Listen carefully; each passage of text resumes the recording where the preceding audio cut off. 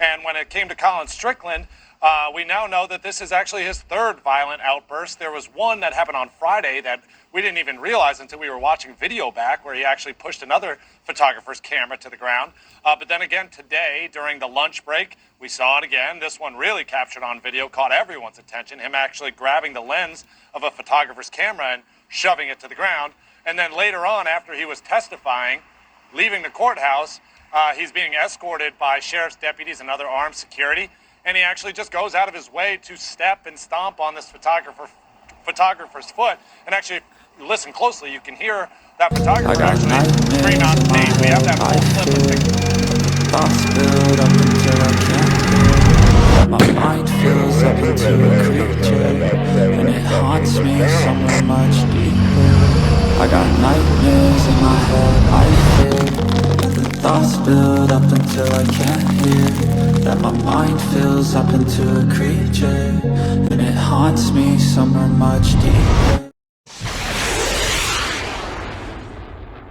Hello and welcome to True Crime Rocket Science, the most authentic voice in true crime. Well, you've just heard the voice of Alex Capariello, News Nation's national correspondent, talking about Colin Strickland, also saying, he wasn't the only person that the cameras are recording. There's no cameras allowed in the courtroom, so they're just doing their job. They're trying to get some footage surrounding this particular court case, this trial.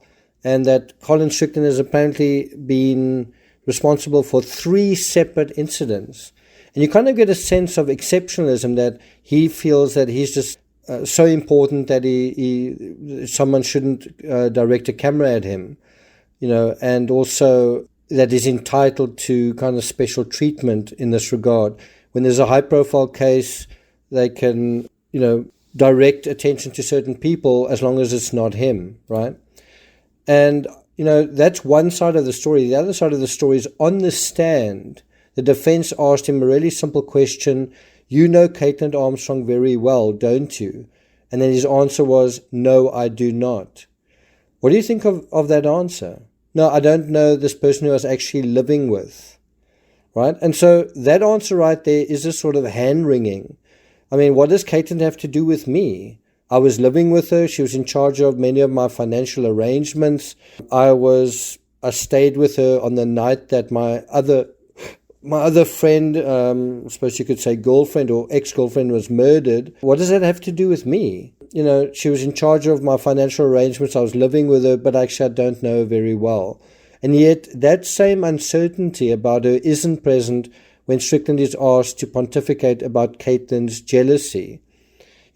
He's uncertain about how well he knows her, but he knows her well enough to know that she's not a jealous person. And that's where I think one's got to ask, is he a reliable witness?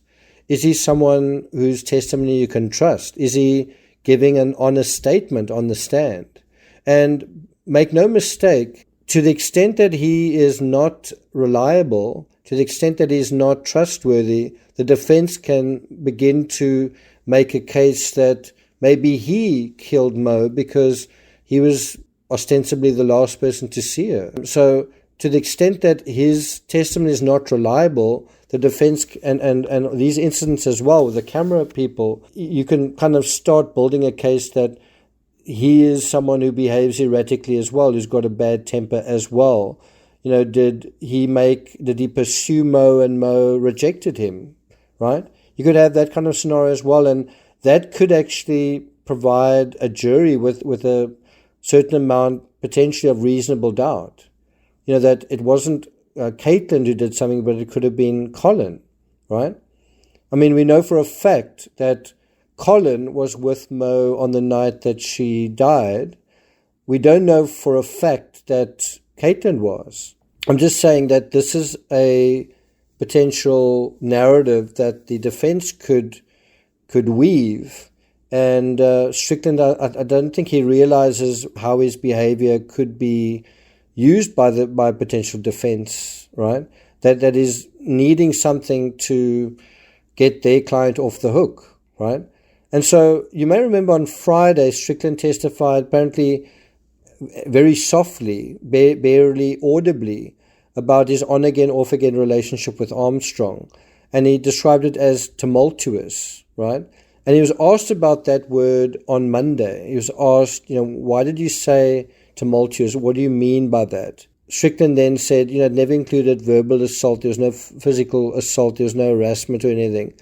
But then on May 12, 2022, when he'd been questioned by police, Strickland said that Armstrong was a wonderful person and very sweet, adding that she was not a particularly jealous person. The interesting thing is that he officially separated from her the very next day, from this wonderful, sweet, not jealous person.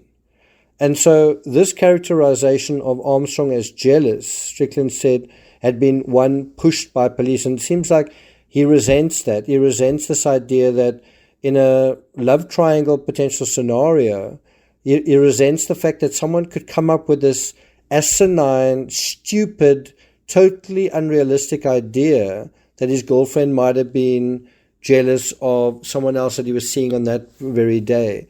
Like, how on earth can you come up with such a stupid idea? And so he seems to have a bone to pick with law enforcement for coming to that conclusion. And if you think about it in another way, it seems like a normal, reasonable, logical, obvious thing to think. And yet, and you might say it's wrong, it's obvious, but it's wrong. But, if you think about it in another way, Strickland also told the police that Armstrong was a mild and gentle person, right? Someone who's not needy and had never been violent. Meanwhile, she's been to a gun range. She's shooting with a gun, right? And based on some of the texts we've heard, as well as Strickland's efforts to hide his relationship with Mo, or whatever you want to call it, hide his friendship with Mo, hide the fact that he was seeing Mo on the night that he saw her, right? Why is he hiding that if there's nothing particularly jealous about his girlfriend? If she's mild and gentle, why go to all that effort to not tell her where he is, right?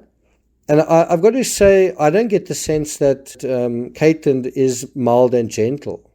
I mean, people who are mild and gentle don't become fugitives. That's quite a big step to take. People who are mild and gentle don't sort of prepare to break out of jail, to break, to kind of go on the run while actually in police custody, right? And essentially, Caitlin did this not once but twice, tried to go on the run from the law twice. That's not really a mild and gentle person. I also don't think mild and gentle people get plastic surgery while on the run, while law enforcement are looking for them. I think one can, without being a rocket scientist, one can look at what Caitlin did within the fabric of, the contextual fabric of what is going on. One can say this is quite an intense case, right? And the other thing is, I don't think Strickland himself is a mild and gentle person, if you think about just these incidents with these photographers. And I don't think he was attracted to Caitlin because she was mild and gentle, or that she was attracted to him because he was mild and gentle. Quite the opposite.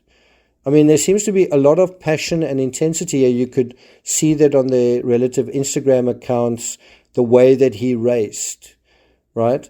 And all of this passion and intensity is clearly evident in his sport and on his Instagrams. But as soon as a crime is committed, suddenly we're apparently dealing with completely different people who are mild and passive. So in my opinion, the notion that someone might commit a crime and fully expect to get away with it, could one say that's mirrored in Strickland, where he's associated with a murder, right, in a particular way, and yet he fully expects not to be affected by literally any media adversity or criticism. He somehow seems to believe he's simply deserving of special treatment because of who he is. Like one law for some people and another law for himself, right? There doesn't seem to be, and if you think about someone who's cheating on their partner, or someone who's having a secret relationship with someone, or a secret friendship, whatever you want to call it, they want their cake and eat it, right? And there doesn't seem to be any interest from him in helping the authorities bring Mo Wilson's killer to justice, because it involves himself. he's involved in this case, and he seems to be fully committed to trying to be as little involved as he can be. I don't know how good sportsmanship translates to a trial or a courtroom. It's not something we deal with very often, but certainly there are codes and ethics in sport. Sportsmanlike conduct and being unselfish, and you see that's often in cycling and bicycling. I don't get a sense of any of that here. Instead, one has a sense that Caitlin is fully on her own side, Strickland is fully on his own side, and Mo Wilson is dead. And just prior to the murder, I guess the same was true as well.